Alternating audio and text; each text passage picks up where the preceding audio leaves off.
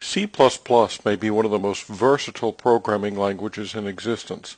It's certainly wildly popular with programmers. You can use it for creating DLLs, services, Windows applications, console applications, Linux and Mac applications. Because of this diversity and wide use, potential software risks in C and C++ become even more critical. We have a number of items that could occur in any C++ application regardless of what platform it's written for or what environment it's written for. First of all, data comes from a variety of sources. If you receive bad data into a program, you're going to have issues later on. Some of those issues could lead to the program crashing or at least hanging up.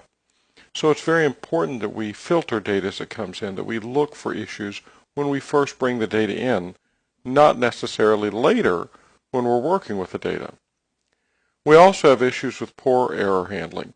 I've seen a lot of code over the years, and often I see programmers who don't implement robust, meaningful error handling.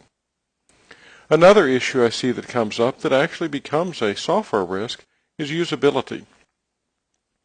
The more usable a program is, first of all, the better people will like it.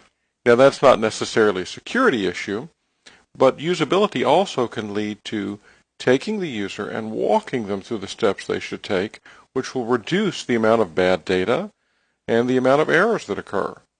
I know that a lot of engineers take the view that if the output is correct based on proper input, that they must have done a good job programming, and usability becomes a much lower priority. I suggest to you that usability is almost as important as handling bad data and error handling. You also have the issue with poor runtime performance.